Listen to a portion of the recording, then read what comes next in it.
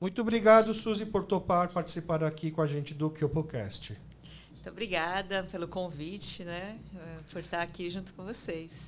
Suzy, vamos já direto ao assunto. Eu sei que você é uma pessoa ocupada também, então a gente sempre pede para quem vem participar fazer a sua autoapresentação, o famoso Tchagsoge. Por favor, fale com suas próprias palavras um pouco quem é você para os nossos ouvintes. Bom, eu sou Suzy Lee, né? Eu tenho atuado aí na área de ensino, de Bíblia, né? Estudo.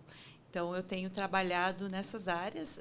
Algumas coisas a gente fez em rádio, né? A gente tem trabalhado, aparecido em alguns momentos, mas tudo, na verdade, começando com a questão do estudo da Bíblia, né? Para poder falar aí para as pessoas conhecerem a Bíblia. Legal. A gente tenta dar uma stalkeada, tá? Não precisa se assustar. A gente tenta buscar um pouco de informações suas para a gente passar um pouco mais do seu perfil, um pouco mais completo para os nossos ouvintes. Eu vou dar uma lida aqui. Quando eu terminar e você falar, isso aí está errado, isso aqui está certo, você me corrige o que a gente precisa arrumar aqui, tá? Tá certo. Suzy Lee nasceu no Brasil, formou-se em administração de empresa na Faculdade de Economia e Administração da USP e fez pós-graduação em recursos humanos.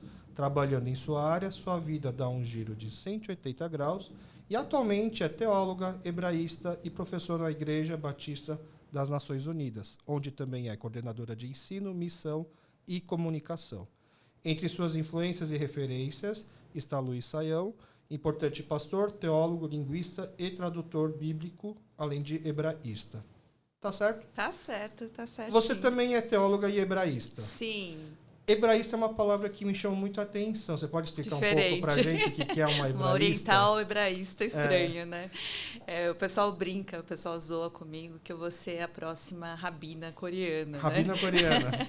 Mas não é a próxima, porque já temos um primeiro, não? Parece que sim. Em Nova York parece que tem uma rabina coreana. Uma rabina coreana. Só que ela se tornou judaica.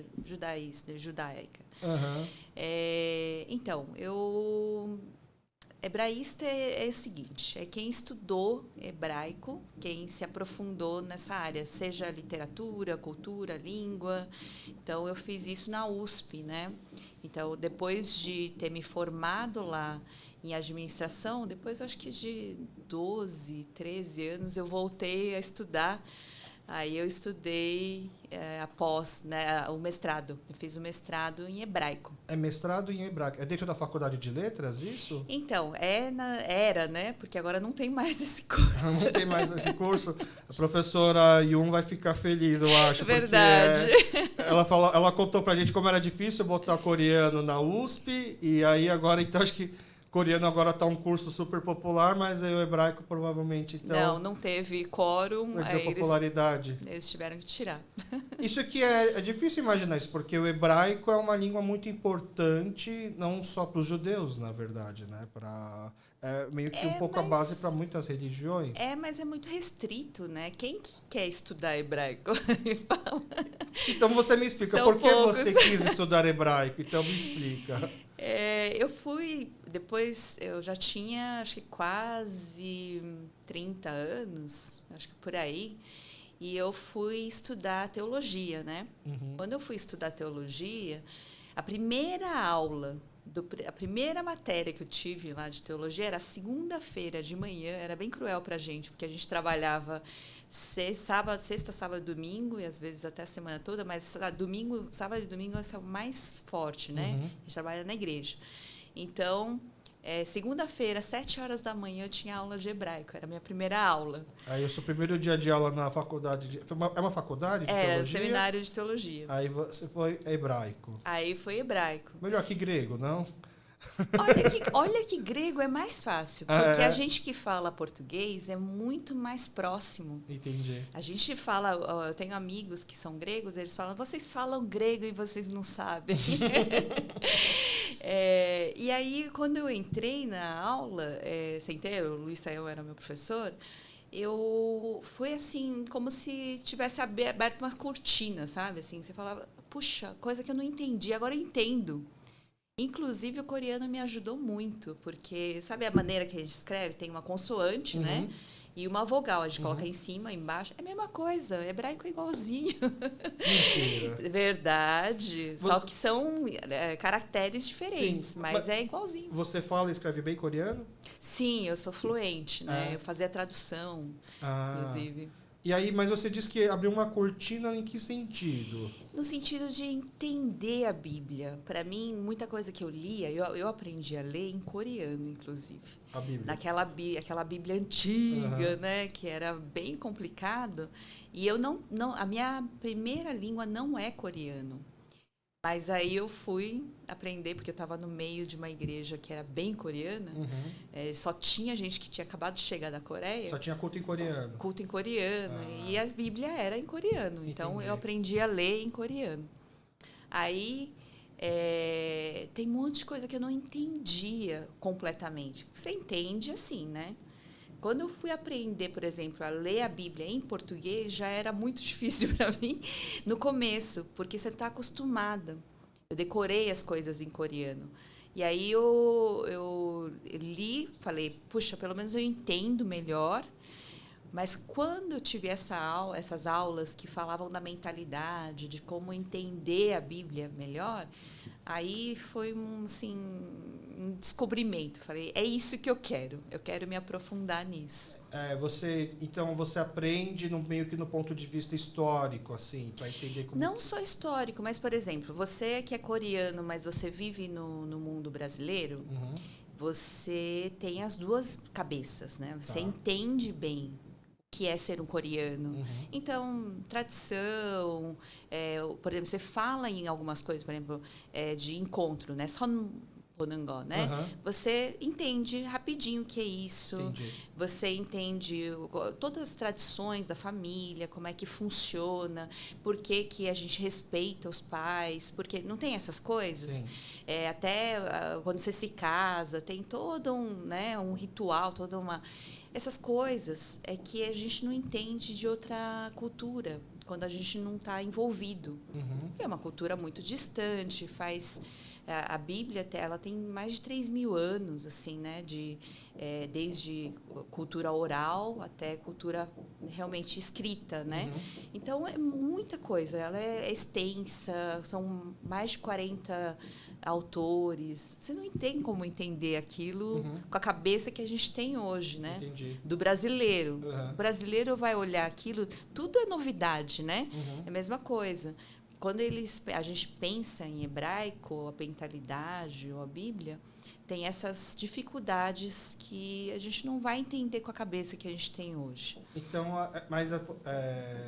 eu estou tentando imaginar como foi essa primeira aula, você sentada lá. Tipo, sabe aquelas... Foi assim, foi automático, não foi aquela coisa da insistência e depois... Não, foi um negócio de falar assim, nossa, é isso, agora eu estou entendendo, né? Entendi. Ou seja, a gente ir para uma igreja onde a gente tem que aprender as coisas em coreano é um nível muito mais difícil do que chegar depois aprendendo o hebraico direto. Você já estava calejada no nível hard de compreensão, exatamente. E aí quando chegou lá, em hebraico, batata, tá fácil. Exatamente, é mais ou menos isso. Mas quando você gosta de uma coisa, você vai fundo, você aprende, né? É isso. Então, você gostou de matemática, você gosta daquilo, você vai fazer não porque aquilo lá é algo difícil, você quer aprender, mas você vai porque aquilo lá te atrai, né?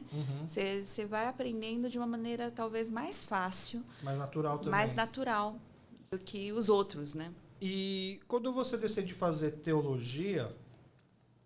É que, para mim, é natural pensar que qualquer pessoa que estuda, se aprofunda em algo ligado à religião, quer virar, por exemplo, no caso de uma pessoa evangélica, um pastor, no caso de um católico, um padre.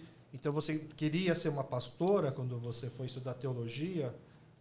Não, na verdade, não. O que eu tenho, assim, a gente chama de chamado, né? É uma vocação. Vamos dizer, para facilitar. Então, eu tenho um chamado, eu tenho uma missão que eu entendi que era a minha missão. Aí eu fui, então, estudar.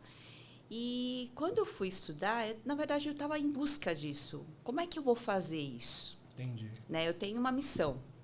que é fazer com que as pessoas entendam a Bíblia de uma maneira mais fácil, tá? Isso não importa o meio, não importa a forma, o que importa é o que eu tenho e como eu vou passar isso da melhor forma, e até por outros, como eu vou possibilitar isso. Então, eu fui estudar e dali acabou até indo para essa área de comunicação. Eu não sou formada, não tenho facilidade. O marketing para mim foi horrível na faculdade, tá? Era uma área assim que eu falava assim, eu não tenho essa vocação. Eu não era adepta ao Facebook, ao Instagram, nada. Eu era aquela pessoa que só tinha porque eu precisava. Tinha que me comunicar com as pessoas. Uhum. Então eu tinha. Você não ficava totalmente isolado. Não, Aí o que eu fiz é entrar nesses meios porque é aí que as pessoas estavam. Então eu comecei a entrar, por exemplo, eu fiz rádio, mas sem querer também, porque eu não sou boa de falar, gente. Não sou.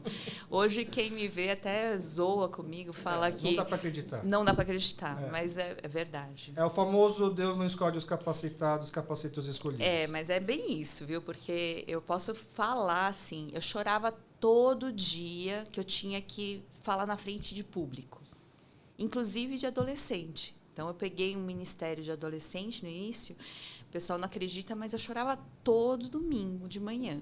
De nervoso. Era nervoso, mas eu falava para Deus, eu falava assim, eu não gosto de fazer isso, eu não quero fazer isso. Por que eu tenho que fazer isso? Depois de ter estudado, tá?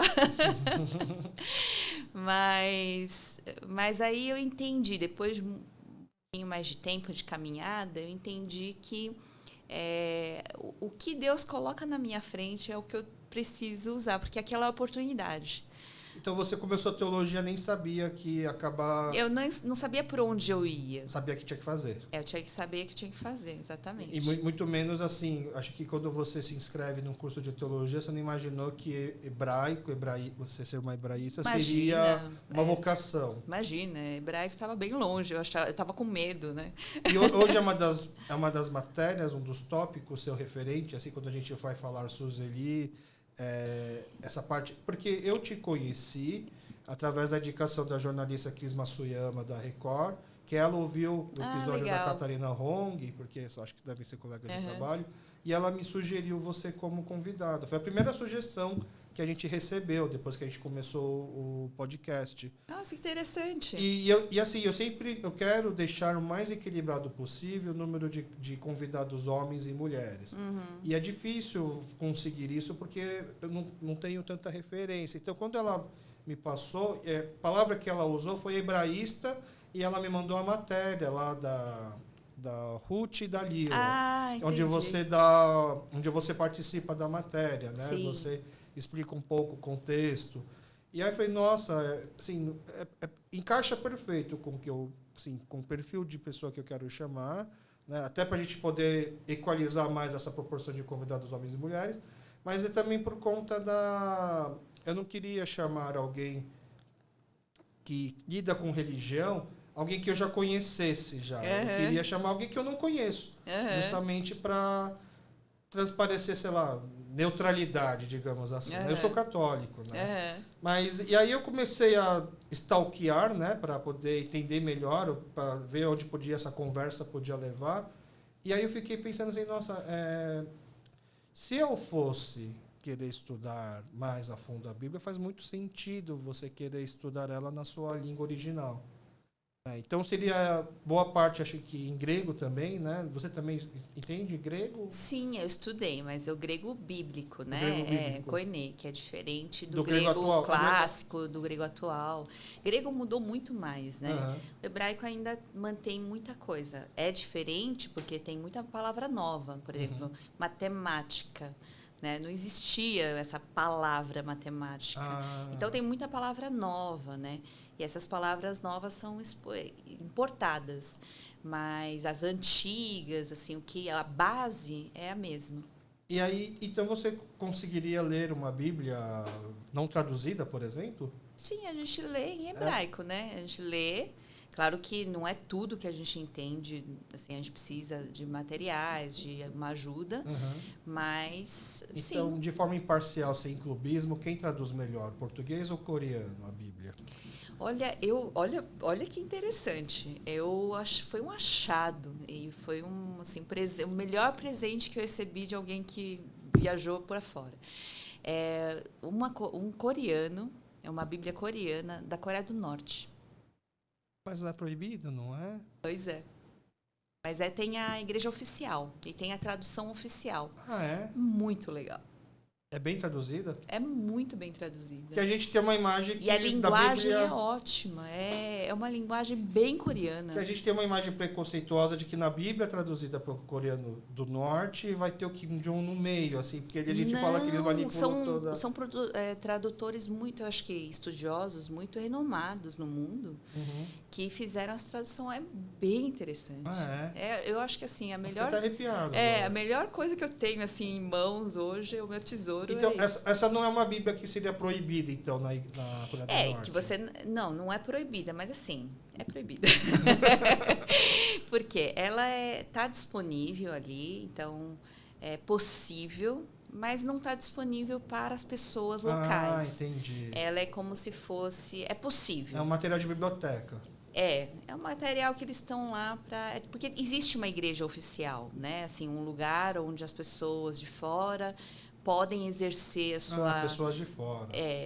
Exercer a sua religião, né? Mas Entendi. acaba sendo proibido para as pessoas locais. E para o público leigo entender, o que é uma tradução muito legal? O que você vê lá que você fala, nossa, isso aqui está diferente, ou isso aqui está bem feito? Primeiro, porque assim, a tradução coreana que a gente tem, ela é uma tradução muito antiga. E eu acho que você sabe, mas o coreano tem palavras que vieram do chinês, né? Do ideograma, do Hamun. E aí, essas palavras são muito difíceis. São, assim, extremamente difíceis. Uma pessoa hoje comum, que cresceu no Brasil, não fala nem coreano, imagina, muito menos. Então, para você entender essa Bíblia, você tem que ter um conhecimento, pelo menos um estudo muito avançado, até nessa área de Hamun. Entendi. Né? E aí depois vieram outras versões, né, que facilitam, tem a linguagem mais atual. Agora mas o interessante é que algumas línguas trazem muito esse, como é que a gente fala, estrangeirismos. Seja da China, seja de outros lugares, mas trazem o estrangeirismo. Então, a Bíblia da Coreia do Norte não tem tanta essa influência. Não tem nenhuma influência. Tudo é falado na linguagem puramente coreana. Entendi. Então, isso é muito legal. Então, as expressões são interessantes, sabe? São vivas, assim, sabe? É bem interessante, é bem legal. Se eu soubesse, até trazia, mas... Fiquei curioso. Mas, assim, obviamente, quando você lê, você percebe que não é o coreano da Coreia do Sul. Não, dá para ver que não é, porque as expressões usadas são muito diferentes. Entendi. É que nem se você fosse hoje para o norte, para o nordeste, você vai ver um monte de expressão desconhecida, né? Ah, tá. Né? Assim, mas assim, que você entende, mas não entende, né? Assim, não tem coisa assim que eles falam, mas de um jeito você entende, você mas tem não que esperar entende. A frase toda terminar para ver se você consegue entende, ligar. para você. Ela é assim. Tem expressões que são muito próprias, mas são muito divertidas, são muito legais. E você assim. conseguiu entender? Que como você já conhece a Bíblia, fica mais fácil entender o que está querendo dizer. Tá bem legal, tá bem fácil de entender, só que essas expressões bem coreanas mesmo. E quem que te deu de presente? É uma pessoa que foi para lá... Para a Coreia do Norte? Para jogar futebol, para fazer negócio de equipe de futebol, né? Entendi. E aí você trouxe a Bíblia. Foi... Legal.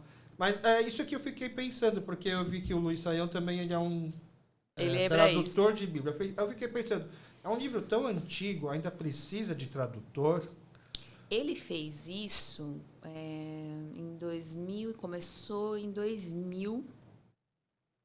Não, terminou em 2000, eu acho. Então, demorou 10 anos para traduzir a Bíblia, né? Então, qual que é a necessidade de se traduzir novamente? O que a gente tem? Como eu falei da Bíblia coreana, A gente tem uma linguagem que chama Ferreira de Almeida. Uhum. O pessoal acha que é uma, mas tem umas 9 traduções, versões de Ferreira de Almeida. Tá. Primeiro que é muito antiga, tá? É 1900 bolinha, né? Tem de 1800, mas tem 1900 bolinha. Então, você já leu Luís Vaz de Camões? Sim. Então, você entende alguma coisa realmente? Estou falando assim de verdade. Não. A gente precisa dar uma parada, pegar um dicionário, né, ver alguma coisa assim, entender o contexto, não é verdade? Então, é muito assim, a Bíblia, essa Bíblia mais antiga, ela tem muitas palavras e muitas coisas traduzidas no português daquela época. E outra coisa que não existia, que está muito recentemente está sendo trabalhado, é a questão da arqueologia. Então, tem muita coisa que está sendo descoberto hoje, assim, todo dia tem uma descoberta nova. A minha primeira viagem para Israel foi em 2009. Quando eu voltei, já tinha muita coisa nova. Descoberta e referência, tipo, a linha do tempo, por exemplo. Sim, que faz toda a diferença para a tradução da Bíblia, para entender a Bíblia. Então, não só achados arqueológicos, estudos, manuscritos, estudos, enfim, tudo isso faz uma diferença muito grande quando você traduz. E outra, para quem você está traduzindo? A linguagem tem que ser acessível para essa pessoa. Entendi. Então, eu fiz parte de um projeto chamado A Mensagem. Não sei se você já chegou a ler. Não. É uma Bíblia que a tentativa, ela é considerada uma paráfrase. Mas qual que é a ideia? A ideia não é traduzir palavra por palavra. Porque se fosse assim, você, por exemplo, você já viu tradução do português e do coreano. Qual que é a diferença? Até do inglês, que é mais fácil até. Mas se você traduz palavra por palavra, o que você tem no português? Uma linguagem que você não entende absolutamente nada. Não sabe o que quer dizer aquilo exatamente. Então, a gente tem que ter uma tradução que as pessoas que vão receber aquilo vão entender. Né? E aí, a ideia é essa. A pessoa que hoje está lendo, ela entenda mais ou menos como a pessoa daquela época entendeu. Então, por exemplo, quando me falam de tradução de Bíblia, tem uma história que não sei se é verdade, aí você pode me confirmar, que é a famosa parábola lá do... É mais fácil um camelo passar por um buraco de agulha. Olha que legal. Um estudo, uma questão arqueológica aí. Eles descobriram que as portas tinham uma portinha pequena que era chamada de fundo de agulha. Ah, Tá? Nas casas, Nas isso. casas. Tá? Essa porta servia para várias coisas, mas é mais ou menos a ideia do nosso... Quando a gente tem uma loja, não tem a portinha onde a gente entra e sai? Mas é mais ou menos uma ideia assim. Né? Tá. Era para outras coisas, para receber coisa. E essa porta se chamava fundo de agulha. Fundo de agulha. E aí, para um camelo passar por esse fundo de agulha é muito difícil. A história mas que eu tinha... não é agulha. Então, a história que eu tinha ouvido era outra, de que camelo, em alguma língua na tradução onde se perdeu, queria dizer as cordas que se amarravam os barcos. E que para aquela corda passar por um buraco de agulha teria que ser toda desfeita. Era a interpretação que tinha. São as interpretações, por quê? Porque a pessoa não entende isso. Por exemplo, eu nunca ia saber se eu não tivesse ido lá. E aí eu vi a porta, vi a portinha. É uma portinha pequena mesmo, realmente. Nenhuma pessoa consegue passar direito. Porque assim, é fácil entender a mensagem, que não dá para passar um camelo num buraco de agulha. Agora, você entender por que foi usada essa referência... Né? Justamente por isso, porque era uma portinha. O quanto de vinho que tomaram para poder fazer essa comparação. Por isso que aí me contaram que camelo, com K, na verdade, quer dizer uma corda. Não. Mas, na verdade, é outro sentido. Outra, totalmente diferente. O camelo se mantém, o que mudou é o fundo de agulha. Exatamente. Entendi. Mas isso, por exemplo, você lendo a Bíblia em hebraico, você viria que continuaria camelo e continuaria buraco de agulha. Essas Sim. palavras se manteriam. É mais ou menos, né? Mas a ideia é que essa portinha é chamada disso. Uhum. Mas Aí você precisa entender. precisa entender o que é aquilo lá. Entendi. Não é só você, que nem você lê, por exemplo. Eu aprendi a ler coreano. Aí eu saio lendo, mas não quer dizer nada, não quer dizer que eu sei entender, Uhum. né? Eu posso até entender uma palavra ou outra, mas eu não vou aprender. Você vai aprender hoje finlandês, né? Você pode até aprender a ler, aprender algumas palavras, mas para você entender tudo, você precisa entender como é que é a Vivenciar. maneira deles entenderem a vida. Chama de cosmovisão, né? Como eles enxergam o mundo, Tá. como eles vivem, como eles experienciam as coisas. Então a ideia é essa, da Bíblia é essa. É igual que nem... Eu lembro que uma das primeiras vezes que eu fui na Coreia, já sabendo falar coreano, eu entrava nas lojas e aí a pessoa da loja perguntava, 어떻게 왔어요? E aí eu sempre respondia, "차를 타고 왔어요", né? Porque 어떻게 왔어요, traduzindo ao pé da letra, é como você veio. Eu respondia vim de metrô, mas na verdade aquela pessoa está querendo dizer por que você veio, né? Exato. E as pessoas sempre davam risada. Até que um dia eu falei na frente da minha mãe, aí ela percebeu que eu estava falando errado, o pessoal estava dando risada, ela me explicou. Mas ao pé da letra, o significado da frase... Sabe uma coisa muito doida do coreano? Quando ele entra na sauna, ou ele toma alguma coisa muito quente, o que ele fala? Shoné. Shoné. Que quer dizer refrescante. Refrescante. Né? Fala assim, como uma coisa quente é refrescante. Como assim é refrescante? Mas aquilo é que a forma que aquilo desce, e quando aquele alívio que você sente, é isso que é o alívio, né? A ideia do alívio. Mas se você não entende... E é mais ou menos isso que um curso de hebraico faz. Te ajuda a aprender também um pouco essa visão das pessoas da época.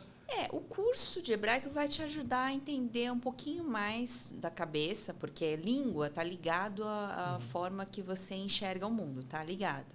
Mas também não é tudo, né? Eu precisei estudar outras coisas para poder entender. Então, história, contexto, né? Arqueologia, algumas coisas a gente teve que estudar e visitar. E isso me ajudou bastante, as visitas. Então, voltando, por exemplo... Você cresceu numa igreja coreana. Sim. E você, quando você começou a fazer esses trabalhos com adolescente, quando você sentiu um chamado, você ainda estava numa igreja coreana?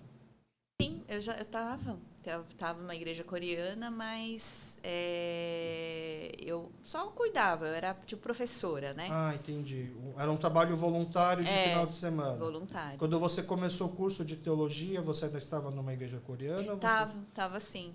Entendi. Tava. E aí fazendo esse curso, esse seminário de teologia, que aí você conheceu o Luiz Saião, no caso. Sim, mas eu continuei na igreja coreana durante bastante tempo, né? Continuei, foi até importante. Eu tive esse grupo realmente na frente de um grupo, né, de adolescentes e jovens, né? Então foi bem legal. E aí, mas por que acaba tendo um outro chamado para depois você ir para as redes sociais, para a rádio? Então, isso aconteceu meio sem querer. Eu falei da minha viagem, né? De 2009, eu voltei da viagem e eu lembro, assim, que eu tinha não sei, mas sabe uma intuição? Que essa viagem ia mudar a minha vida. Antes de ir, você já imaginava? Naquele ano. E aí, depois que eu voltei, foi o ano que eu participei dessa revisão dessa mensagem, né? Da Bíblia, a mensagem. E aí eu também fiz... A gente sentava, era uma mesinha pequenininha, assim. A gente sentava 3. Foi meu colega de seminário, o outro era o meu professor, que era o Sael. E a gente fez o 180 graus. Mas, assim, foi algo que surgiu. Não foi um negócio assim, vamos planejar fazer alguma coisa. Tá. Né? A gente estava conversando, eu falei, puxa, tem um monte de gente que conhece, né, Jesus, mas assim, eles não sabem nada. O que eu faço com isso? Né? Não sabem para onde ir, não sabem com quem conversar, não sabem o que a gente pode ajudar essas pessoas. E às vezes essas pessoas estão lá no meio do nada, não tem alguém para eles perguntarem, não tem alguma coisa que eles tenham. Mas, por exemplo, a Rádio Transmundial, ela tem essas rádios que ficam... Não precisa de pilha, não precisa de nada, e ficam lá no meio do mato. Elas doam essas rádios. Ah, é? Inclusive, tem um tribo indígena que hoje faz culto ouvindo as coisas da Transmundial. É bem Entendi. legal. E aí, o que a gente fez? Então, vamos fazer um negócio? Aí a gente deu o nome, né? 180 graus, a gente fez 180 programas, a gente escreveu, começou a organizar as coisas, tudo que uma pessoa precisa para essa caminhada, né? A partir do momento que ela conheceu Jesus, o que ela faz? E o que ela faz com o trabalho dela? O que ela faz?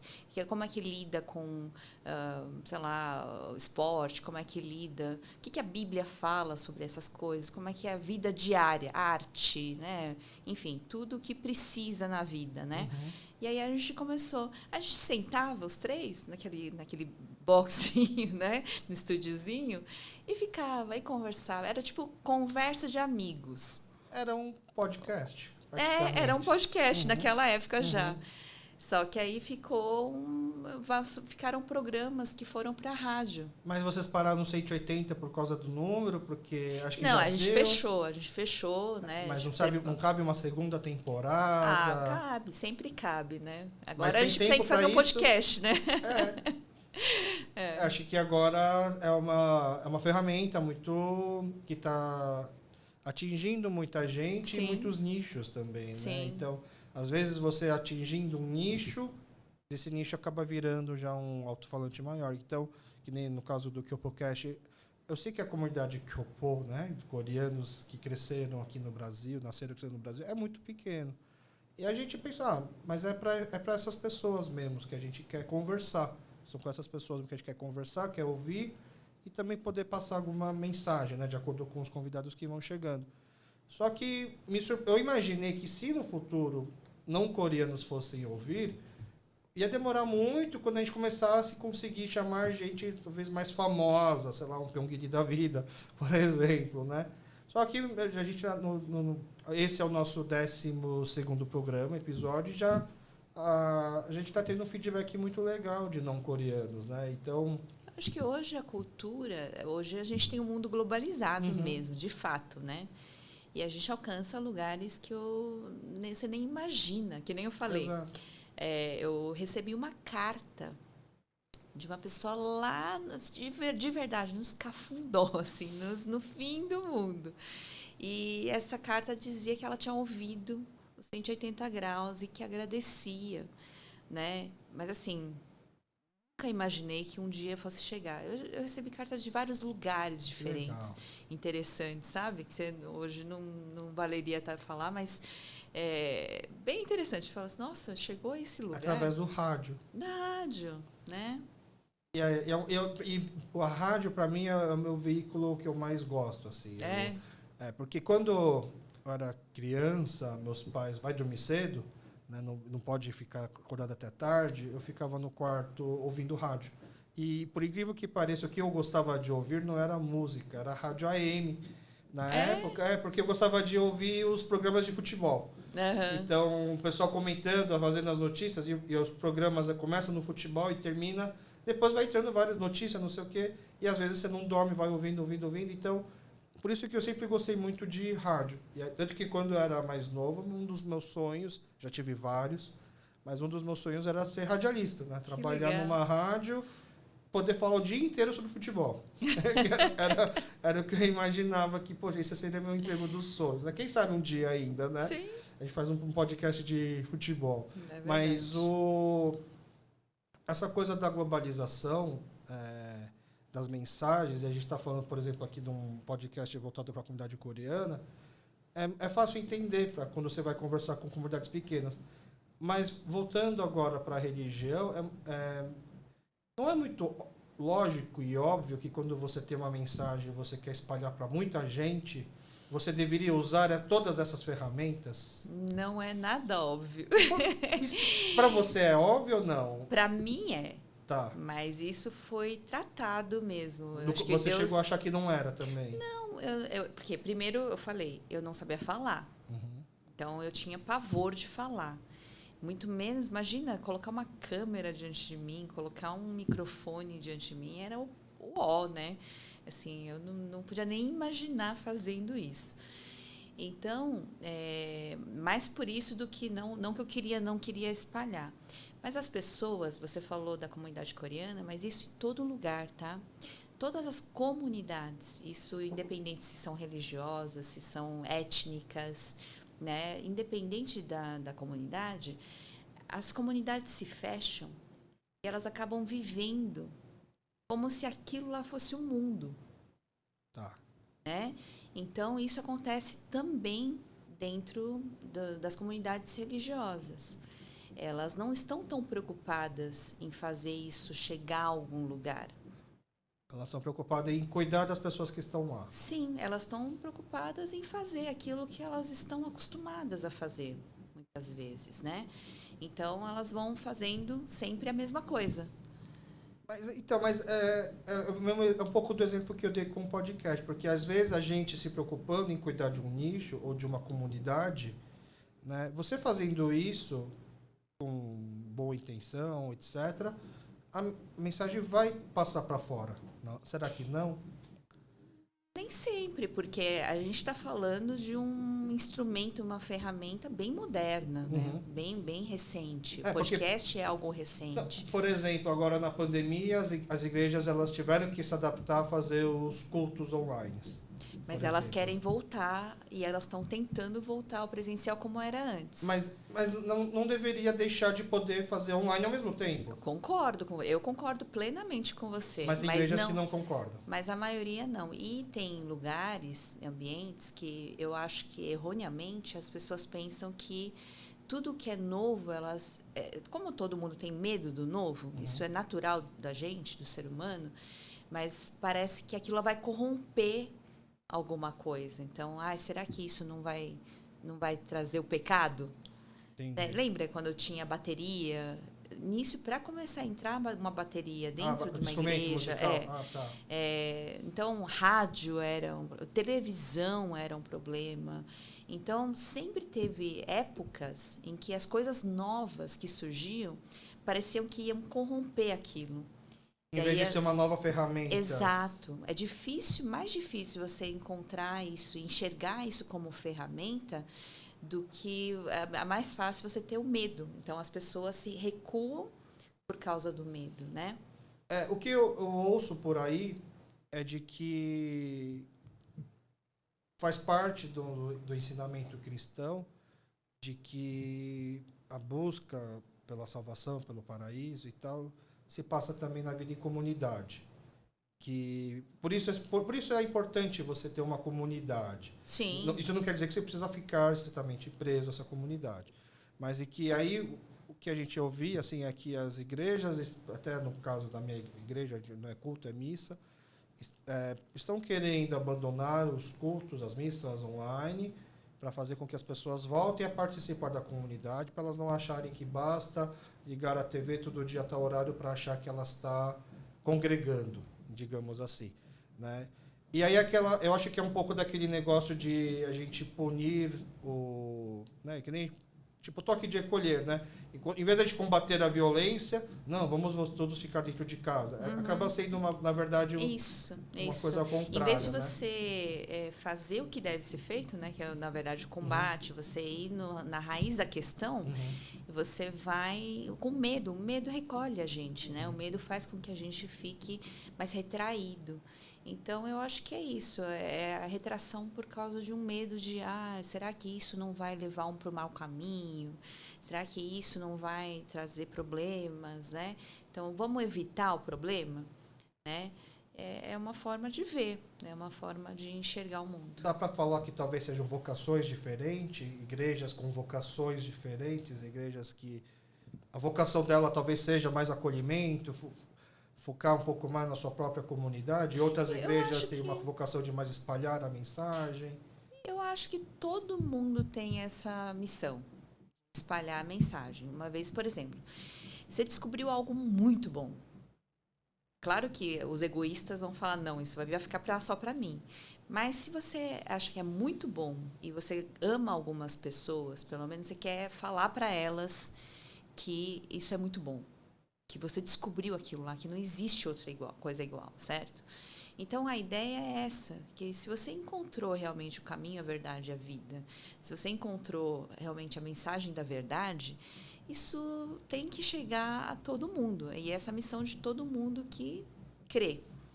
Agora, isso pode ser, claro, tem vocações diferentes. Tem gente que vai trabalhar isso na prisão, né, com detentos.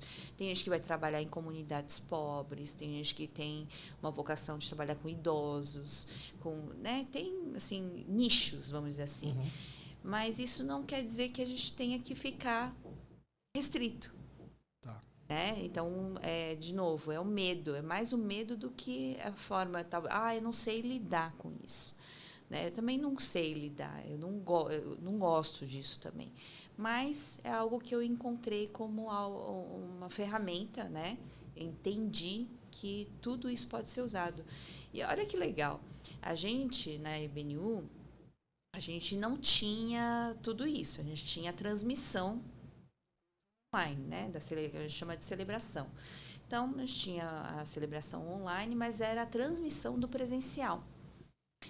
E a gente tinha uma dificuldade até de colocar outras coisas. A gente queria, mas não conseguia, sabe? Adaptar formato, você diz? Adaptar formatos. Ou até, assim, tinha uma resistência, às vezes, de algumas pessoas, né? Na pandemia não teve como. Então, a gente trabalhou, mas a gente trabalhou muito, né? Porque a gente tinha que colocar, né, conteúdo dos estudos e tal. Agora, isso alcançou de uma forma... Hoje a gente tem membro do mundo inteiro. A gente tem grupos, você falou de comunidades, a gente tem grupos, Europa, grupo Ásia, grupo que a gente se encontra a cada 15 dias para conversar, para estudar, para compartilhar. Em português. Em português, né? Uhum. São brasileiros que estão fora do Brasil? Às vezes são estrangeiros, mas que têm uma facilidade de, pelo menos, entender melhor o português. Tem grupo em espanhol, né? Então, tem lugar para tudo. É forma, por exemplo, uma pessoa... A primeira pessoa era da Polônia. Ela falou, eu não tenho aqui uma comunidade, eu quero. Não, mas tenta procurar, assim, você sabe que a distância é difícil. Foi a primeira, antes da pandemia. Aí ela, não, eu quero virar membro da igreja. Eu falei, tá bom, então vamos conversar. E ela se tornou mesmo membro. Eu falei das dificuldades, falei de tudo, mas ela quis, ok. E aí começou. Antes da pandemia começou já esse movimento. Aí quando entrou a pandemia... Vocês já estavam um pouco mais preparados do que outras igrejas. Acabou acontecendo, né? Então, para a gente, claro que teve as dificuldades, mas assim, para a gente a pandemia assim, avançou uns 10 anos, sim, da nossa experiência. Você já era coordenadora de comunicação? Sim, eu já entrei. Já existia esse cargo antes? Já.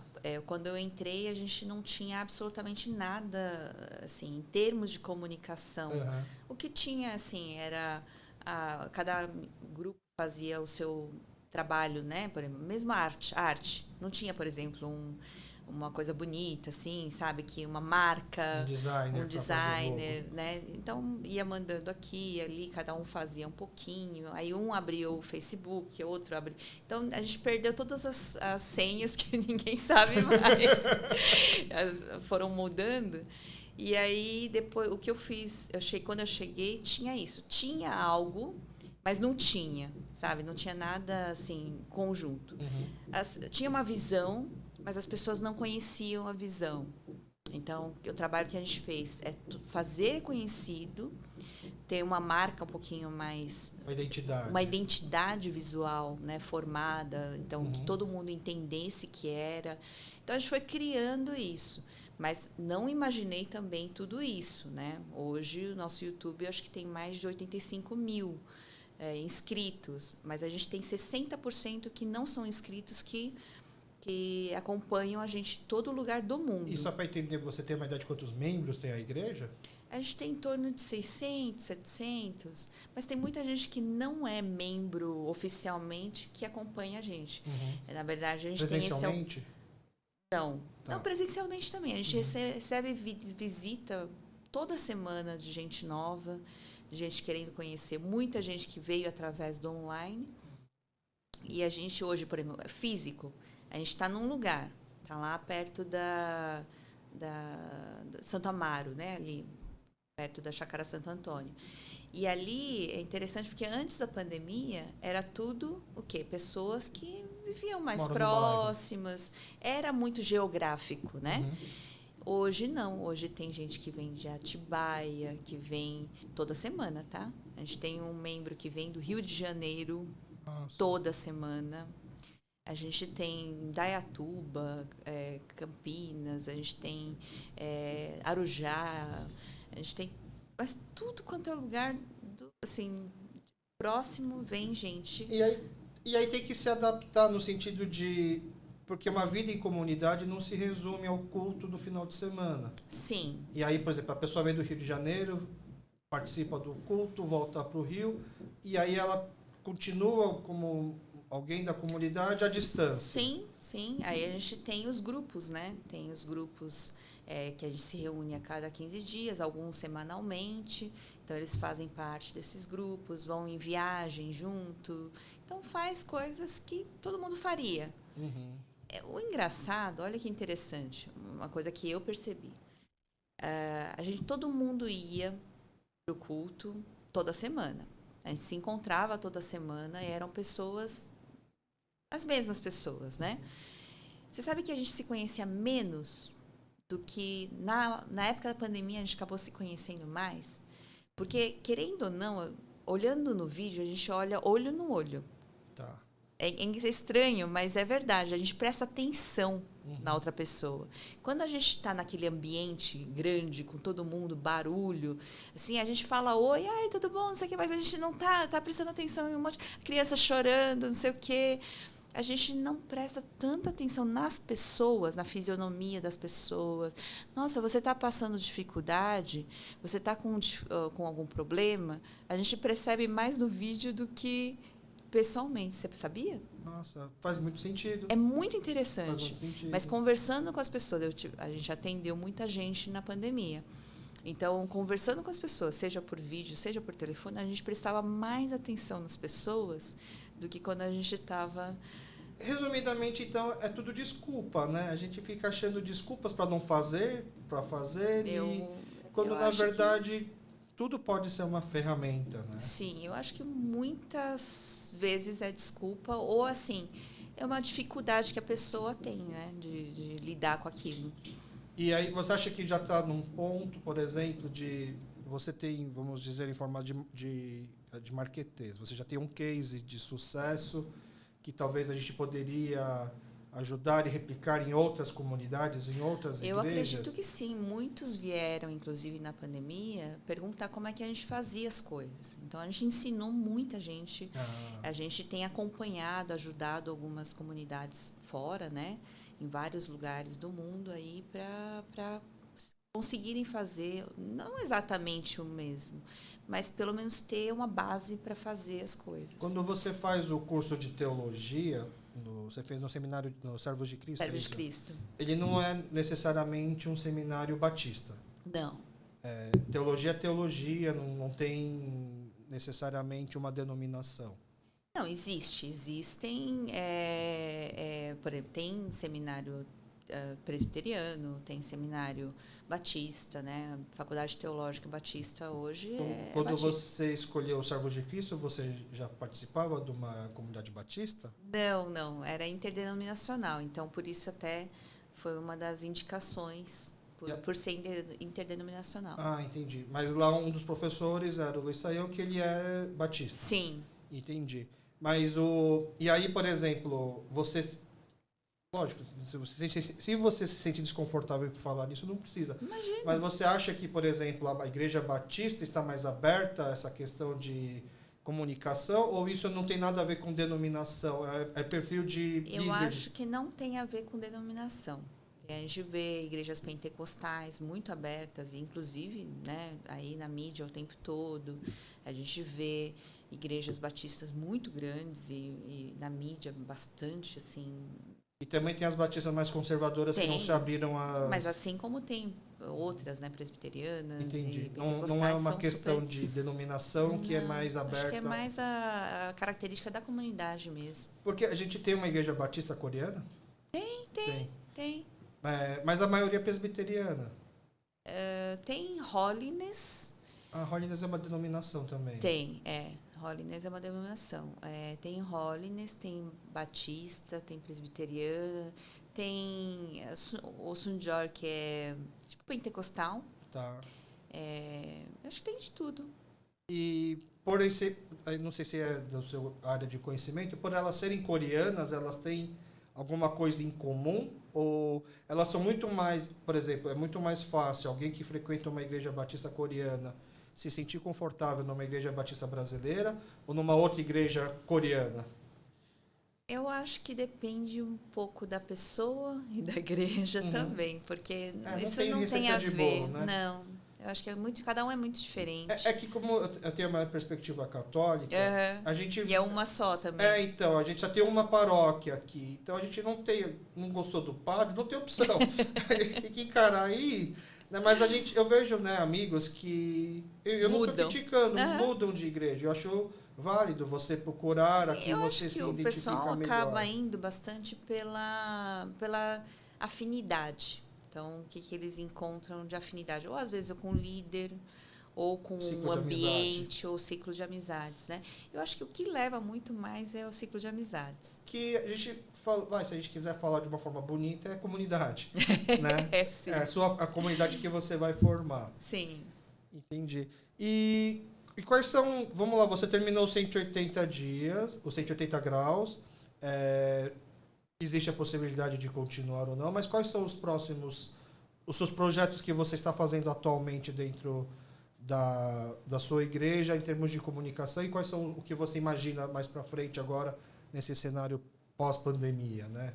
Bom, a gente está com bastante trabalho, né? Assim, já rodando. Tem o Rota 66, é um comentário da Bíblia toda. É um aplicativo, né? É um aplicativo também. Mas ele é feito pela Transmundial e o Saião que fez, né? E hoje eu estou coordenando as traduções. A gente está com 13 traduções, 13 idiomas diferentes sendo traduzido isso. E agora a gente tem o português de Portugal, que vai entrar agora. Então, 14, que é uma outra língua, tá, gente? Sim. É português, mas é outra língua. E aí a gente está fazendo a coordenação desses projetos, das traduções. A tradução dos comentários. Do comentário. Para outras línguas, do mesmo aplicativo. Vai ter cada um país, cada ambiente vai ter o seu, mas basicamente a gente está colocando tem um site que tem acesso para todos, que é da Transmundial Internacional, né? Em coreano também?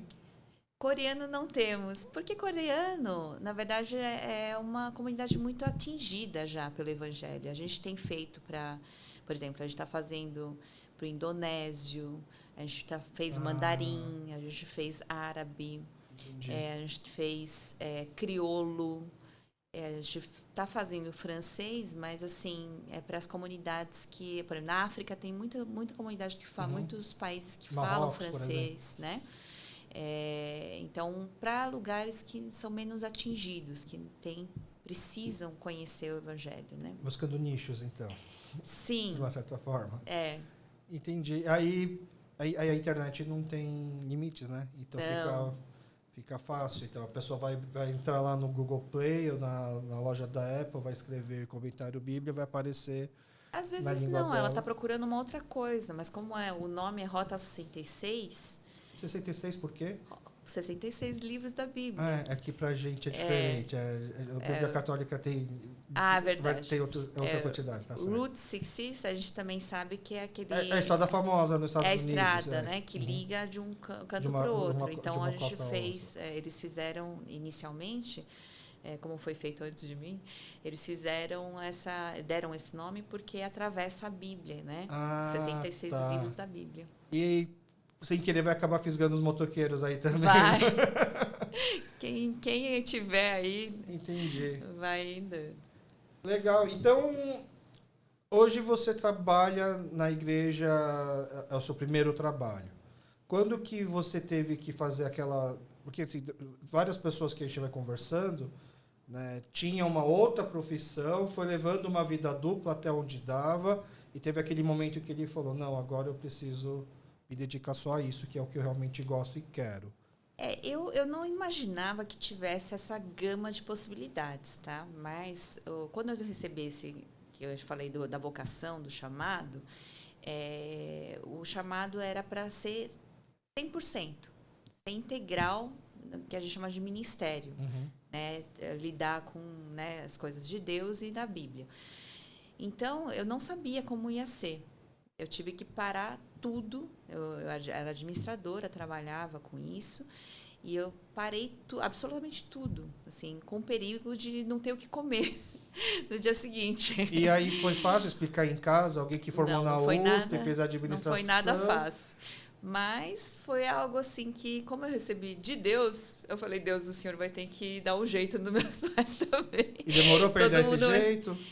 Olha que não, eu orei, jejuei durante 5 dias. Jejuar se diz... Jejuar é não comer, né? Você... Não comer nada? Não comer nada. Durante 5 dias? Durante 5 dias. Você fez uma greve de fome para os seus pais aceitarem, mais ou menos.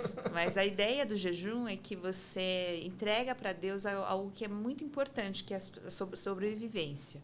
Né? Então, você entrega para Deus e depende dele para essa tomada de decisão ou alguma coisa importante na sua vida. Teus pais já estavam percebendo? Nada. Eles tomaram um choque, então.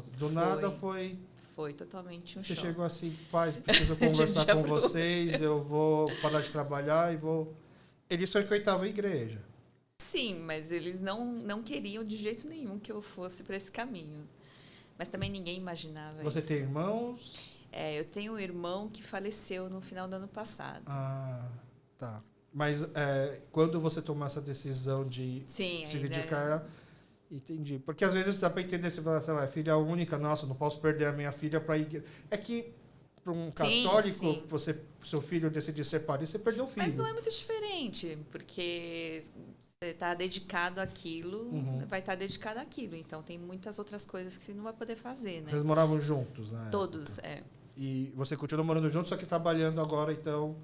Mas aí essa primeira igreja que você foi se dedicar 100%, era uma igreja coreana? Era uma igreja coreana. Era a igreja que eles frequentavam? Não. A gente quase... Depois que a gente cresceu um pouco, né, eu nunca mais participei da mesma igreja deles. Que era mais conservadora, tudo em coreano. É. Eles ainda frequentam essa igreja? Não, eles estão em outra igreja até. Mas não é na mesma que a sua? Não. É que a minha é totalmente brasileira agora. Mas vocês fazem um grupo de oração, umas partilhas em família, alguma coisa assim? A gente conversa, a gente tem, assim, algumas coisas, eles perguntam. Mas eles têm a forma deles entenderem, né? E eu tenho a minha. É que assim, eu fui catequista, né? Dentro da minha igreja eu fui catequista. E chegou determinado momento... A minha mãe, ela é uma pessoa, eu acho ela...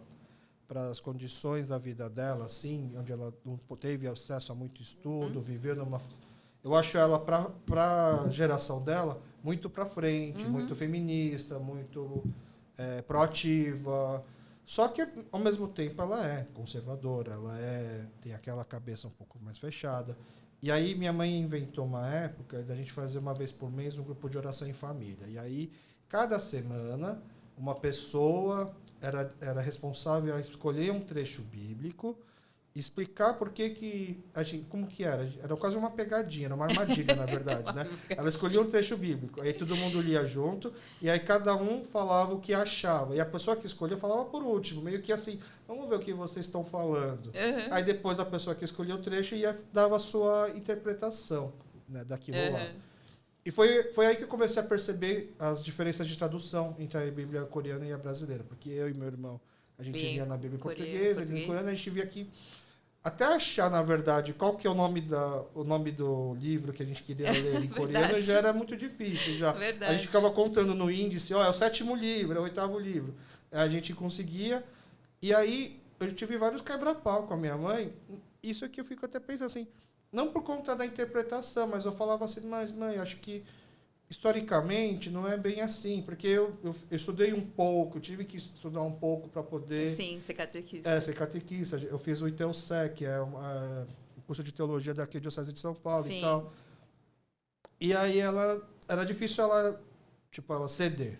Ela falou assim, isso é o que você interpretou, isso é o que você pensa. Não, sim, cada um tem a interpretação, mas... historicamente É difícil assim. mesmo. Mas você tem muito respaldo para poder falar para os seus pais. Mas não adianta. É porque, assim, adianta. a cabeça está formada, né? Você não tem essa abertura. Se não for uma pessoa que tem uma abertura, assim, para conversar, a cabeça dela está formada. Então, a Então, gente adianta para os nossos ouvintes. Não adianta você se formar, você estudar, tudo mais, que Não. você não vai... Nenhum diploma Você seu já ouviu vai... falar de espeto em casa de ferreira, espeto de pau? Uhum. Então, é mais ou menos isso. Você já desiste, é Mas, uma briga graças uma briga a Deus, perdida. eles têm fé também. Entendi. Então, até vale a pena já avisar o pessoal, poupe esforços, tente de outra Mas maneira. depende da pessoa também, né? Não dá para falar... meus pais não são base para ninguém, né? Mas aqui tem aquela coisa que o pessoal fala que mãe é tudo igual, só muda endereço. Acaba sendo um pouco isso, eu acho, né? Mesmo a gente de religiões diferentes e tal, é mais ou menos a mesma coisa em casa, né? Tanto que eu tive durante muito tempo na minha vida momentos em que minha mãe estava preocupada de que eu não fosse virar padre, mas que eu fosse ficar muito só na igreja e não aproveitasse a vida acadêmica, por exemplo. Isso realmente aconteceu, né? Então, final de semana, os amigos da faculdade vão fazer alguma programação. Eu falei, não, eu vou para a igreja, né? E assim, acabava a aula, não via a hora de ir para a igreja. Tanto que o conselho que eu dou até hoje para os jovens da minha igreja que querem virar catequistas é: façam pouco tempo, não façam muito tempo.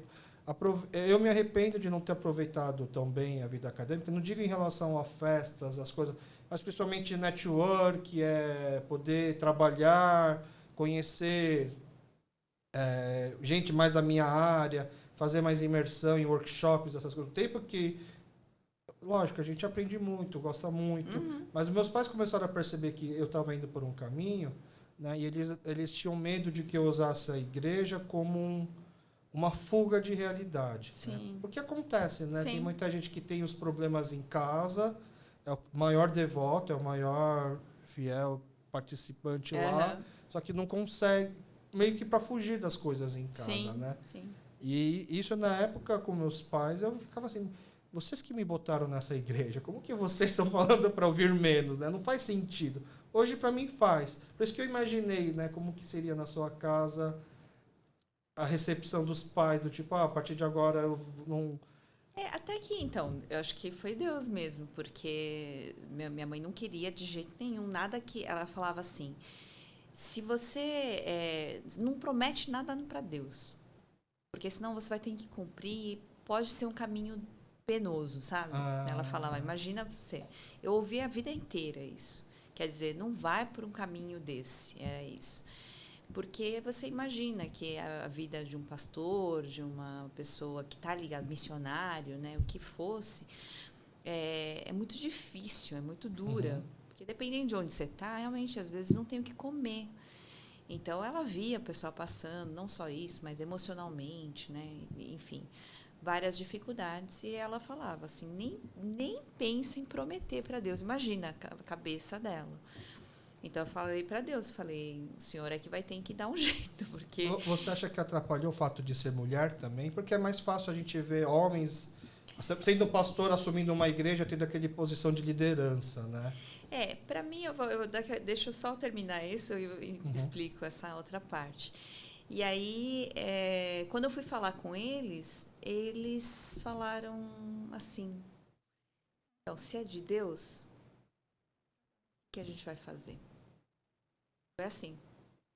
A partir daquele momento larguei tudo mesmo, assim, de um dia para o outro e fui fazer teologia e trabalhar com isso, né? Inicialmente na igreja, depois começou a ter esses outros projetos, né? Mas eu nunca imaginei o que poderia ser. Não imaginava que tinha essa... Eu achava essa questão.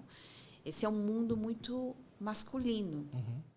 E ainda no mundo que eu tô, principalmente, eu dou aula de hebraico, dou aula de exegese, né, dou aula de Bíblia. É um mundo completamente masculino. Quando eu participei lá da mensagem, a gente foi tirando o pessoal que trabalha com estilo, design, né, pessoas assim que são de revisão mesmo, Parte assim, mais técnica. mais técnica. O restante que está ligado a exegética, bíblica mesmo, eram todas assim acima de 50 anos, homens, né? Na verdade 50 é mais assim, mas era bem mais velho, homens, e assim não tinha espaço. Imagina eu com essa cara, eu era mais nova ainda, né? Chegar lá e falar, então eu faço parte dessa equipe. É um ambiente muito, muito estranho para as pessoas me olharem. Mas o que essa menina está fazendo aqui? Então eu tive, inclusive na igreja coreana, tá? Porque a gente sabe, né? Quem fala na igreja coreana são os mais velhos, são homens. As mulheres não têm tanta voz, né? Então é um ambiente completamente masculino, principalmente dentro das igrejas, e as mais tradicionais mais ainda. Então eu tive gente que é mais velho, que eu estava trabalhando, estava fazendo o trabalho, me pediram, eu estava fazendo o trabalho. Aí a pessoa veio falar alguma coisa, começou a levar a voz. Teve gente que desligou o telefone na minha cara, porque comigo a pessoa não ia falar, que eu era uma menininha, não passava de uma menina. Então eu tive muitos problemas no início. E eu reclamava, eu falava, Deus, o que eu estou fazendo aqui no meio desses homens? O que eu estou fazendo aqui? Mas eu entendo hoje, assim, que eu tenho a minha missão. Eu tenho que cumprir no meio dela, seja no meio de homens, seja... O que eu coloquei para mim mesma eu vou fazer isso. Não importa quem eu estou falando. Por exemplo, tem algumas pessoas que ficam assim, venerando, né? Ai, tem alguém famoso, alguém importante, você fica lá babando, você fica venerando. Pelo menos eu não tenho isso. Eu encontro, se é uma reunião de trabalho, eu vou sentar e eu vou conversar sobre aquilo. Então, é sobre a Bíblia, a gente não importa quantos anos você tem, quantos, né? A gente respeita, mas é sobre trabalho, eu vou falar sobre trabalho. Então, eu acho que a minha atitude talvez facilitou um pouco esse trabalho. Não sei também.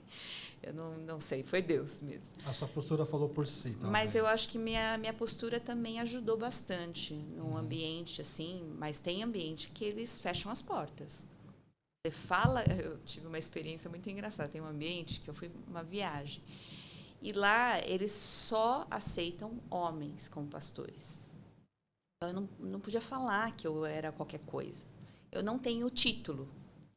Mas eu não podia, de pastor? Mas eu não posso nem ficar no ambiente. Eu exerço todas as funções. Eu faço parte da equipe pastoral. Eu faço tudo.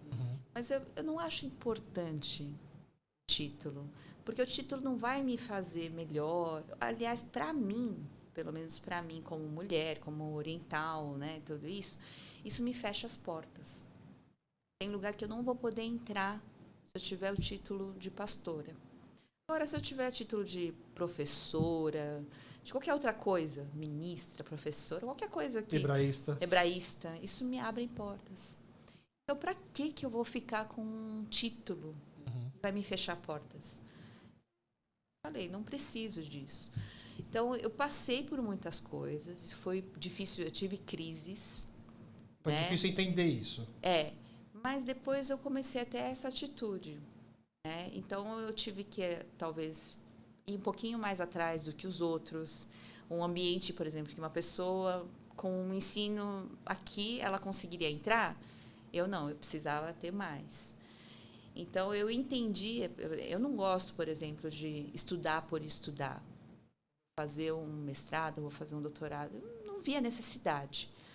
Porque, assim, se você for lá estudar por estudar, eu prefiro ficar estudando. Que nem eu brinco, mas, assim, administração, se você tiver bons livros e bons tutoriais, assim, você estuda em casa. É fácil você estudar em casa. Tirando, assim, parte de finanças, que é um pouquinho mais complexo, mas o restante você estuda em casa com bons livros. Gente, não é referência, ela é alguém que acha hebraico fácil. Tá? Então, mas tudo bem, eu vou respeitar. Não, mas é possível, o que eu estou falando. Sim, assim, sim, é um curso que não é tão complexo de você estudar. Mas, assim, as pessoas precisam de títulos. Depois eu fui entender, né, assim, algumas coisas, então eu fui atrás. Eu fiz, né, esse mestrado e tudo isso, mas na verdade não é exatamente por mim, sabe, assim, porque eu queria muito ter o título de mestrado, não é isso. Mas de novo, é o que abre portas, né? Então eu vou fazer, eu tenho uma missão. Não importa o que eu precise fazer, eu preciso cumprir essa missão. Então eu vou, na verdade, abrindo as portas, vamos dizer assim, vencendo os obstáculos para poder cumprir aquela missão. Então, o mestrado foi uma delas. Tem algum personagem bíblico, mulher, que te inspira nesse sentido? Porque a Bíblia também é um livro muito masculino, não? Uma coisa que não foi exatamente uma personagem bíblica, mas o que me deixava assim, pé da vida, é que hoje no mercado assim, evangélico, cristão, eu não sei, eles enxergam a mulher como uma pessoa muito inferior, eu acho, porque os livros, as linguagens, é um negócio assim, tipo, por que você precisa estudar isso? É um livro que você... Por que o pessoal usa? É tipo linguagem de criança, sabe? Tá. É tudo errado, muito assim. Por que para mulher tem que ser assim? Isso me intrigava muito. Isso me fez pensar muito. Eu falei, por que uma mulher não pode ter uma profundidade bíblica, entender e falar para outras mulheres de uma maneira diferente? Você se refere aos livros voltados, tipo, a Bíblia para mulheres, tipo, Não só a estudos Bíblia, bíblicos. mas assim, livros. A gente tem livros, referências, né? Mas parece que os livros foram escritos para os homens, porque os outros que são para as mulheres são muito, assim, muito ruins, sabe? Tá. Muita coisa ruim. Isso me deixava muito reflexiva nesse sentido e me pé da vida mesmo. E aí eu falei, não, deixa eu pelo menos estudar, poder passar uma coisa mais profunda, assim, mesmo que seja para as mulheres, né? Por que não posso fazer isso, né? E, enfim, isso foi uma das coisas que me fez estudar mais. Porque é normal você ver no casamento, acho que qualquer que seja a denominação cristã, no casamento, geralmente a pessoa que está celebrando sempre pega aquele trecho que fala mulher seja obediente, Sim. homem seja zeloso e tal. E aí cria-se uma imagem de que talvez, de novo, né, entra aquela questão do contexto cultural, histórico, então de que é um livro machista, um livro... Só que nem você falou, né? Você tem que entender como que era a cabeça naquela época para poder interpretar e não necessariamente você pega aquilo ao pé da letra hoje, né? Que nem eu aprendi, não sei se é a forma que você aprendeu também, de que basicamente o Gênesis é como se fosse uma parábola, assim, não dá para entender, pelo menos, que é exatamente muito ao pé da letra, né? Que a gente entende que tem muita figura de linguagem lá, né? E que é meio, não sei se é meio polêmico ou não, né? Mas você explicar que talvez você não precisa exatamente pegar as coisas ao pé da letra, por isso que é importante você se aprofundar e entender, né? Então, a gente vê muitas personagens mulheres na Bíblia e a gente acha que tem um papel meio que coadjuvante, né? Lógico, se você for pensar que o enredo principal é em torno de Jesus, todos são coadjuvantes, né? Obviamente. Mas tem às vezes o mesmo grau de importância do que em relação aos outros que estão ali, né? Então, eu fico imaginando, porque realmente, né, o meio cristão, para as pessoas que não são cristãs, você olha com um olho meio conservador. Você acha que é um lado meio conservador, né? Você concorda? Não é talvez a interpretação que a gente dá para isso? Não, o interessante é que você falou de Gênesis, né? Gênesis foi escrito para responder algumas questões que existiam naquele ambiente, no Oriente Próximo. A questão que eles queriam saber é de onde vêm, né, as pessoas, as coisas. Então, foi uma forma de Deus ensinar, mas aquilo é real, né? Então, o que Deus está mostrando lá? É claro que não é numa linguagem nossa hoje, né, científica, né? Não é isso. Mas a linguagem é poética, é muito, Isso, né? poética. Por quê? Mas ele está falando, assim, desde o começo, ele fala, Bereshit bara Elohim, quer dizer, Deus criou, no princípio criou Deus os céus e a terra. Por que ele fala isso? Ele não está questionando a existência de Deus, ele está falando, Deus existe e foi ele que criou os céus e a terra. Ele, por exemplo, não dá nome para sol e lua, por quê? Os povos daquela época, todos da região, adoravam o sol e a lua, eram deuses para eles. E o que ele está falando, não, fui eu que criei. Então, eles são chamados de luminares. Eles não são chamados de sol e lua. Ah, tá. Tá? Então, a forma como é escrita, e inclusive do homem e da mulher, a mulher realmente saiu da costela de Adão. Né? Por que isso é muito importante? Deus, quando ele olhou Adão, né, ele falou, peraí, está faltando alguma coisa. O que ele não tem? Ele tem toda a criação para se relacionar, vamos dizer assim. Tem um cachorrinho, tem, né, os animais, tem as árvores. Ele pode tudo, certo? Mas o que ele não tem? Alguém para fazer isso que a gente está fazendo. Conversar, sabe? Ter a mesma sintonia, pensar junto, caminhar junto, a comunidade, como a gente falou no início. Então, o que Deus falou? Não tem alguém que corresponda. Seja para ele alguém assim, que é igual, a imagem e semelhança de Deus, igualmente a ele. E aí foi o que ele criou, foi a mulher. Só que ele criou com funções diferentes. A função, ela é a função, não tem como. Por exemplo, Deus existe. Deus Pai, Deus Filho e Espírito. Eles são um inferior ao outro? Não, eles são iguaizinhos. Mas o que difere? Cada um tem uma função nesse relacionamento. Só que é um relacionamento perfeito. A gente fica com esse negócio de submissão. Não. Quando a gente tem medo que alguém venha, seja maior que eu, por exemplo, o chefe. Qual que é o problema do chefe e do líder? O líder é aquele que não está tão preocupado. Ele consegue trazer a multidão, ele consegue liderar, e ele não está tão preocupado que os outros venham. Ele não usa da autoridade, do cargo. Não impõe. Ele não impõe nada. Ele é um líder. Tá? Agora, o chefe, não. O chefe ele vai usar do cargo que ele tem para fazer jus àquilo lá. Né? Então, ele vai impor, ele vai falar, né, num tom diferenciado, ele vai, né, fazer com que todo mundo perceba que ele é o chefe ali. Né? Deus não faz isso, nem com a gente. Ele é Deus. Ele não faz isso com a gente. Ele vem, o que ele faz? Ele manda Jesus morrer, que Jesus é Deus. Ele vem morrer no nosso lugar. Ele ama desse jeito. E o que ele fala pra gente? Ame também. Faça exatamente igual. Você sabe esse negócio da submissão? Falando dos maridos, amem as suas mulheres. Pra mim, tá? Amar como Jesus amou a igreja é muito mais difícil que você se submeter. Mas para o homem, isso é muito mais complicado do que até para a mulher. Porque a mulher tem essa, querendo ou não, ela tem aquele instinto maternal, né? Tem uma coisa assim mais de acolhimento, né, do que o homem. O homem tem mais dificuldade. Ele é mais assim, voltado para uma visão, um objetivo, coisas assim, vai cumprir aquilo.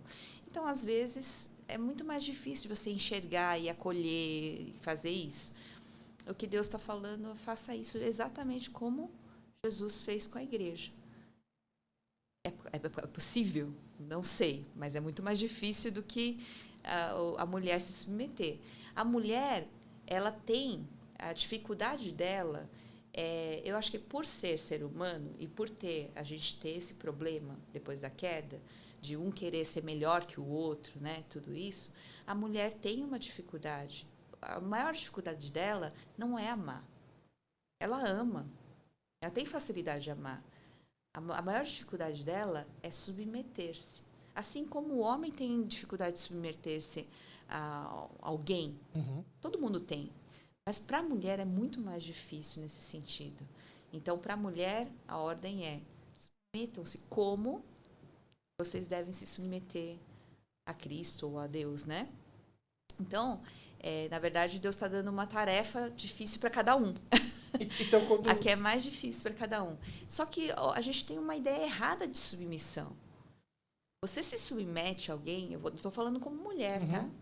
Eu só me submeto a alguém de verdade. Porque, assim, eu sou uma pessoa mais questionadora. Então, até na escola, quando o professor começava a falar abobrinha, eu deitava lá e dormia. Eu falava, eu vou fazer outra coisa. Eu ficava fazendo outra coisa. E, para mim, aquilo que ele está falando não está valendo nada. Entendeu? Não é para fazer isso, tá, gente? Mas é a minha maneira. Então, eu até falo assim, se eu não conhecesse Jesus, eu seria uma pessoa terrível. Eu era assim. E como eu sou muito questionadora,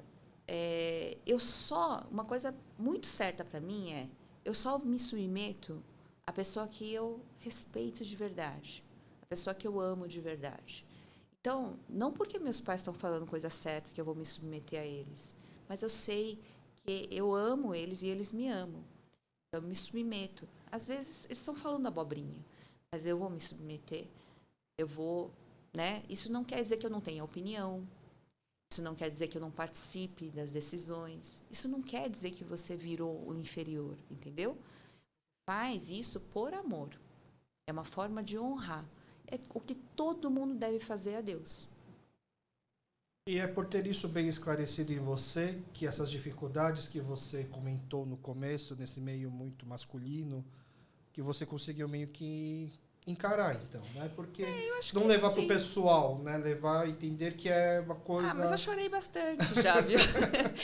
Eu acho que é mais essa ideia, o que eu tenho, eu não sei se é meu, enfim, ou algo que Deus me deu, é essa questão de eu saber exatamente qual é a minha missão, o que eu tenho que fazer. É isso. Então, não importa onde eu vou estar, se é isso que eu tenho que fazer, eu vou fazer.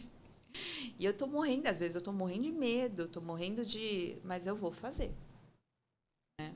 Então, você veio aqui topar hoje conversar com a gente, você ainda tem essa, digamos, fobia de falar, de se expor assim, já está mais trabalhado? Melhorou bastante. Foi difícil aceitar o convite? Ou Não, você respondeu rápido até? Não, achei legal. Achei bem legal. É uma coisa que eu queria fazer. Eu acho, porque eu lidei muito com adolescente jovem. Praticamente uma boa parte, eu tô 30 anos agora. 20 anos. Você está me assustando, porque você não parece ter tudo isso de 20 idade. anos, 20 anos mais ou menos, trabalhando realmente. Antes eu trabalhava mais como professora, mas juntando tudo, eu estou realmente há bastante tempo, porque eu comecei nova, comecei com 18, assim, a cuidar de adolescentes. Então, mas eu tenho bastante idade. Então, eu comecei, como eu lidei muito, eu ajudava muito eles a pensarem na carreira, a pensarem, né? Mas eu lembro que a maior dificuldade é sair da caixinha. Então, o que eu queria muito sempre era falar para eles é possível. Só que na época eu era muito nova, eu não tinha como mostrar para eles, né, o que era possível. E eu não tinha tantas referências, a gente não tinha tantas referências, né, no meio coreano. Mas é legal isso, eu acho muito legal, porque é você não ficar dentro da caixinha, você conseguir enxergar outras possibilidades, que para outras pessoas até não é tão difícil, mas para quem está num ambiente fechadinho, é mais difícil. Principalmente para uma menina, né? Imagina agora uma menina dentro de uma igreja, ela também sentindo um chamado. Hoje eu acho que não é tanta dificuldade em relação, por exemplo, a liderança. Hoje eu vejo mais líderes mulheres, meninas. Né? Hoje eu vejo mais facilidade, sim, de meninas à frente, né? Porque tem liderança, tem menina que tem uma liderança muito grande, né? Então, hoje eu já não vejo tanta dificuldade nesse sentido. Mas tem alguma igreja coreana liderada por alguma mulher? É que eu não conheço. Será que não temos? a liderança máxima, mas existem pastoras mulheres, sim. Entendi. Já tem pastoras mulheres, sim. Legal. Mas você, agora na igreja na Batista das Nações Unidas, IBNU, que vocês falam mais rápido, né? Mais fácil. Você ficou um pouco afastada da comunidade coreana? Eu acho que sim, acabei me afastando um pouco, mas assim, não porque eu quis, mas também veio pandemia, veio tudo isso, e porque o trabalho realmente está mais exigente, é bem corrido, e a gente está mais para a Zona Sul. Não tem gente lá na igreja que às vezes pergunta, nossa, você é coreana, dentro da sua igreja, pessoas que estão sendo impactadas pela essa onda Hallyu, tanto de música, comida e novela? Eu recebo de tudo quanto é lugar, todo lugar, só que assim... se me perguntar de comida, eu sei. Uhum. Então, eu já trouxe um monte de gente para comer aqui ou lá na aclimação, em restaurantes, aí você ensina tudo e tal. Mas me pergunta de K-pop, eu sou péssima. Então, assim, eu tenho essa dificuldade. Ai, você é coreana! Pois é, como você conhece fulano? Então, eu posso te apresentar pessoas que conhecem. Entendi. Mas nunca fui. Eu nunca fui tiete, sabe? Assim, nunca fiz muita tietagem. Mesmo sendo fluente em coreano, quando jovem, não... Eu acabei sendo mais fluente em coreano depois que eu voltei. Eu fui para a Coreia, fiquei 2 anos. Mas eu fui com 8 anos, voltei com uns 2 anos e meio. Voltei com uns 10 e pouco. Então, antes disso, eu mal falava coreano. Mal falava mesmo. Era Hangrakyo e olhe lá. Mas você foi para aprender coreano? A família toda foi? A ideia era ter morado lá, mas eu fui antes para aprender coreano. Chorava todo dia. Falava assim, essa é uma língua difícil. E você lembra como que era a escola na época? Lembro. Você foi bem... A gente tem uma imagem que tem muito bullying nas escolas coreanas. Eu fui bullyingada. Mas assim, porque era diferente, né? Bullying numa forma saudável, formação de caráter, ou foi algo pesado? Não, foi leve. Mas é que também naquela época era um pouco mais leve, né? Eu cheguei e, assim, as meninas, principalmente, não falavam comigo, mas de jeito nenhum. Mas lá tem presidente da classe, sim, né? Tem Panja. Aí ele já veio me recepcionar, sentou do meu lado. Depois ele foi mostrar a escola, enfim, virou meu amigo. Aí ele às vezes me levava para casa, né? Me ajudava a carregar alguma coisa, enfim. As meninas eu acho que ficaram com ciúmes. Tá. É típico novela coreana isso. Não, mas né? É verdade. É real, eu passei por isso. E aí elas todo mundo virava a cara para mim. Nenhuma menina falava comigo. Só que eu era meio bobinha também. Eu também não ligava muito, né? Então eu ficava na minha, fazia as coisas que eu tinha que fazer. Mas aconteceu um episódio muito engraçado, que eu passei uma vergonha, mas até hoje eu falo pro meu pai. Porque a gente fazia aquele tcharia, tcharia, né? Então a gente fazia o negócio do exército, né? E a gente fazia em casa. Então, quando eu cheguei lá para fazer, para cumprimentar, a professora fala, 차렷, 열중셔, 차렷, 경례, só que era 경례 인사. E eu fiz 경례. Mas o pessoal ria. E eu, assim, querendo me esconder, né, em algum lugar, não sabia o que fazer.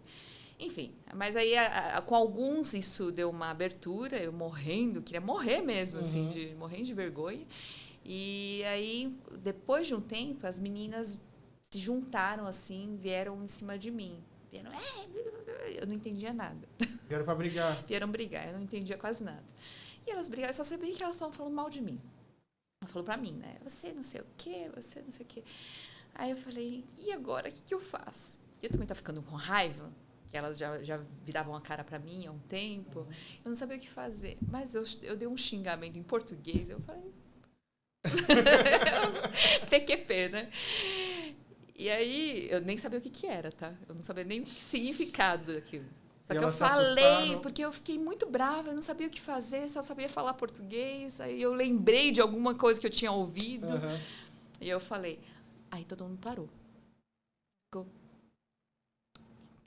Que língua que é essa que você fala? O pessoal começou a achar interessante. Ah, tá, então eles nem sabiam que você não era da Coreia. Não, que eu não falava. Você não teve que fazer um chagisoge na sala de aula chegando? Imagina, não abria a boca. Depois eu disso falei, eu tinha muita dificuldade de falar, tinha muita vergonha, eu era terrível, assim, não tinha aberto a boca. E aí, quando teve que voltar pro Brasil, já não queria ficar mais na Coreia, deu graças a Deus?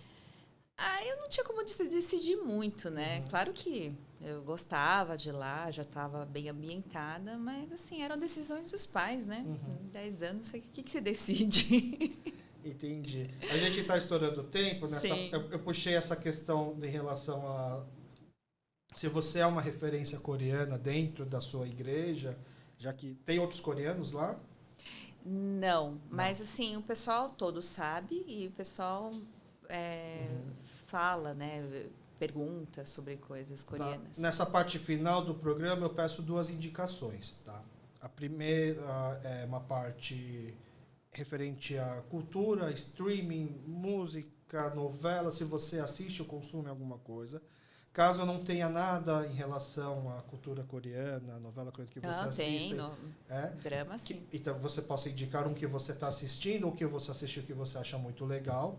Que aí, às vezes, tá quase que virando time de futebol as novelas coreanas. Assim, tipo, eu gosto dessa, não, mas essa é melhor. Então, as pessoas vão conseguir se identificar melhor. E a segunda indicação é a parte gastronômica, né? Já que você traz as pessoas para cá, além do que você costuma mostrar para os não coreanos, qual que é a sua comida coreana favorita e onde consegue comer isso?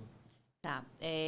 Sobre novela, né, dorama ou série, Pousando no Amor, o pessoal, todo mundo que não é coreano, tá, que veio, na verdade eu assisti por causa delas, tá, por causa das pessoas.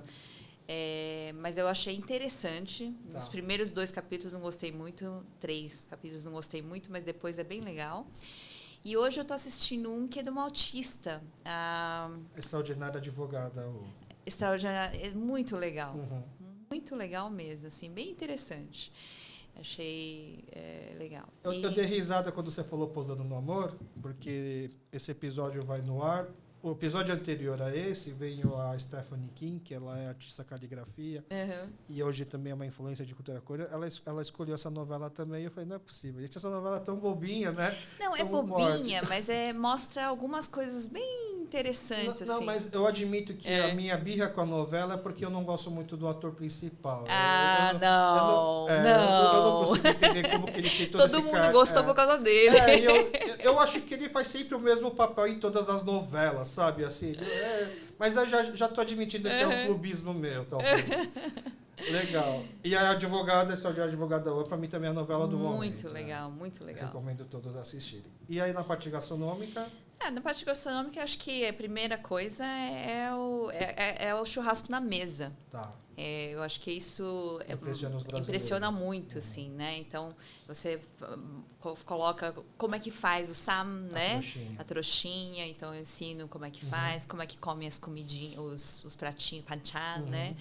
Então, eu acho que é o principal. Mas esse é um level beginner. Agora, para te satisfazer, aquela comida que vai... eu gosto de sundubu. Sundubu. Eu estou muito triste porque não tenho mais aqui, pelo menos um... Aquele restaurante que fechou de sundubu. Tinha, eu também gostava muito. Mas assim, no Padal Reti, ainda... Eu comia antes de ir do restaurante. No Padal Reti, ainda tem um sundubu que é gostoso. Tá. Eu acho que de todos que eu comi até agora, eu nunca comi de lá. É gostoso. Eu sou um órfão de sundubu, eu vou experimentar. É gostoso. Para o pessoal não coreano, o sundubu é uma sopa apimentada à base de tofu, mas o que você pode tirar o caldo tanto de frutos do mar quanto carne, né? E apimentado, mas assim, principalmente nos Estados Unidos, eu acho que se consome muito mais sundubu do que na Coreia, né? Que teve a rede de restaurante que fez sucesso. Sim. E Padar Retiro é um restaurante que fica aqui do Bom Retiro, na Rua Prates. Eu vou fazer depois um compilado só com as indicações. Sim, legal. Eu percebi que é uma das partes que as pessoas estão mais esperando, eu acho. Então, sundubu do Padar Retiro. Fica e eu gosto do cuigui aqui. Nossa, aquele... Você come kopchang? Kopchang. Que é a tripa, né? A tripa. Legal. Kopchang e... eu não posso falar isso, porque senão vocês vão comer tudo. Mas essa é a hora. aquela parte mais gordinha do Cupim? o cupim. Ah, sei. Só que tem que ser um cupim bem gordinho. Bem branquinho. O molinho deles é muito Você gostoso. já molinho levou com pimenta. o pessoal não coreano para comer kopchar? Eu já levei um monte de gente, todo mundo amou. Ah, é? Eu tenho frequentadores assim. Como você explica o que é o kopchar para o pessoal? Eu não preciso Nem explica, explicar só muito, come. não. Falo assim, Quanto- come primeiro, quanto depois menos você... saber melhor. Entendi. Bom, mais uma vez, muito obrigado por topar participar. Nada. O tempo passou voando. Eu falei para você que a gente não tinha batido ainda 1h40, faltou 6 minutos. Tá? Mas mais uma vez, muito obrigado. Portas abertas, tá? Quando você tiver novos projetos, quiser divulgar coisas, quiser usar o espaço aqui, portas abertas, Legal. tá bom? Espero a gente se encontrar e conversar mais vezes. Muito bom, foi um prazer. Então tá, obrigado, valeu. Valeu.